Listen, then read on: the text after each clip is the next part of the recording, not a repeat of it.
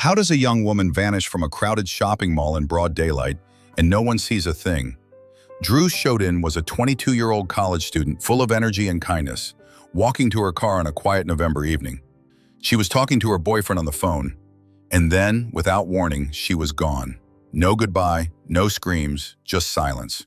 What happened next would shock the entire country. Why was a dangerous man with a history of violent crimes free to walk the streets again? And how could a system fail so badly that it cost an innocent woman her life? As investigators followed the trail, the truth became more disturbing than anyone expected. This isn't just a story about loss, it's about a broken system, a desperate search, and a family that refused to give up. Who was Drew Shodin? Drew Katrina Shodin was born on September 26, 1981, in Tilden, Minnesota. She was a senior at the University of North Dakota, majoring in graphic design and working part-time at Victoria's Secret. Drew was known for her joyful spirit, infectious laugh, and strong work ethic. She loved music, art, and spending time with friends and family. Originally from Pequot Lakes, Minnesota, Drew had moved to Grand Forks for college. She lived with roommates, kept a busy schedule, and was planning a future in design after graduation. Friends described her as cheerful and ambitious, always quick to help others. Her life seemed full of promise.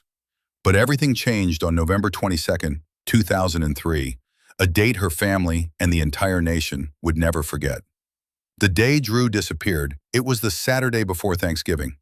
Drew finished her shift at Victoria's Secret around 4 p.m. and drove to Columbia Mall in Grand Forks to do some shopping.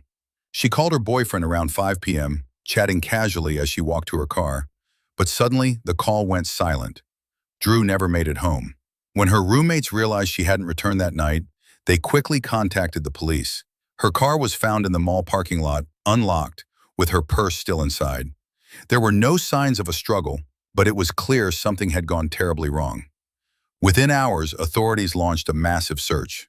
The case quickly drew statewide and eventually national attention. As days passed without answers, fear and panic spread through the community. Who had taken Drew Shodin and where was she? The investigation and shocking discovery. As investigators searched for clues, they found surveillance footage showing Drew walking to her car, but also a suspicious figure nearby. That man was identified as Alfonso Rodriguez Jr., a 50-year-old convicted sex offender who had recently been released from prison after serving 23 years. Rodriguez was arrested on December 1, 2003, less than 2 weeks after Drew's disappearance. He had been in the mall area the same day and was found with a knife matching one bought at a local store where he was seen earlier. He also had scratches on his hands and back, raising more suspicions. Despite his arrest, Drew's body was still missing. For over 5 months, her family endured the agony of not knowing. Finally, on April 17, 2004, Drew's remains were found in a ravine near Crookston, Minnesota, about 30 miles from where she was abducted. She had been sexually assaulted, beaten, and left to die in the cold. The trial of Alfonso Rodriguez Jr. In August 2006, the trial of Alfonso Rodriguez Jr. began in federal court because Drew Shodin had been kidnapped across state lines. What followed wasn't just a trial, it was a haunting journey through one of the most disturbing crimes in recent memory. Prosecutors didn't just accuse Rodriguez, they laid out a clear, chilling timeline. He spotted Drew at the mall, waited for his chance, then forced her into his car, assaulted her, and left her to die in the cold. It wasn't random, it was calculated, it was evil. The courtroom was filled with painful evidence. DNA linked Rodriguez directly to Drew's body. Tire impressions from his car matched tracks near where her remains were found.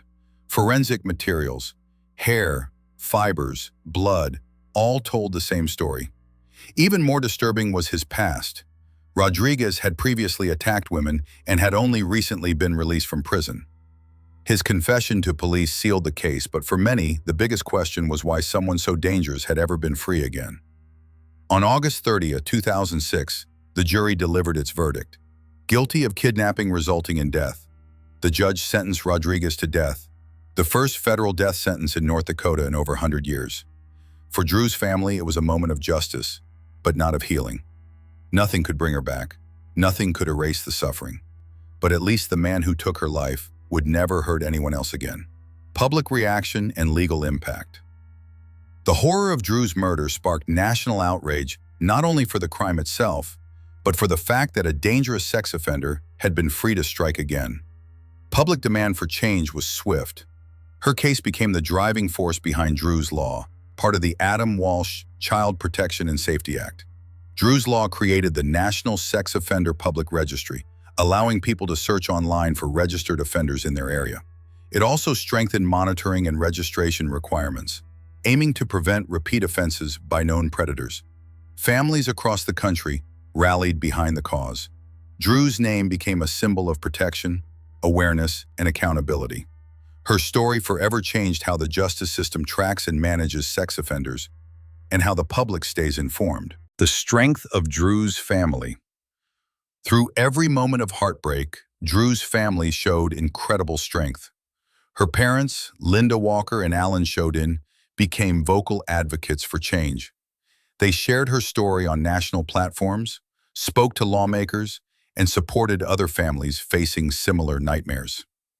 Linda Walker often said she wanted Drew's death to mean something, to protect others from the same fate.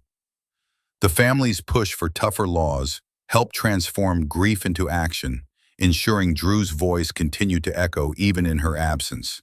Their courage, even in the darkest times, inspired communities around the world.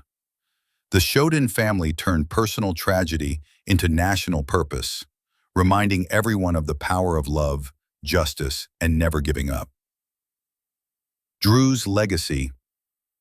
Drew Shodin's name lives on, not just as a memory, but as a symbol of change. Her tragic death forced the nation to face a hard truth. The system meant to protect people from violent offenders was broken. In response, her case became the driving force behind Drew's Law, which later became part of the Adam Walsh Child Protection and Safety Act. This law created a national online sex offender registry, helping families across America identify and monitor known predators in their communities. What happened to Drew led to real reform that is still saving lives today. Her story is now shared on college campuses, safety workshops, and public forums, not just to honor her, but to warn others. Students learn her story as a powerful reminder of how quickly danger can strike and how vital awareness and safety planning are. Every year, events and fundraisers are held in Drew's name, keeping her memory alive and her message strong.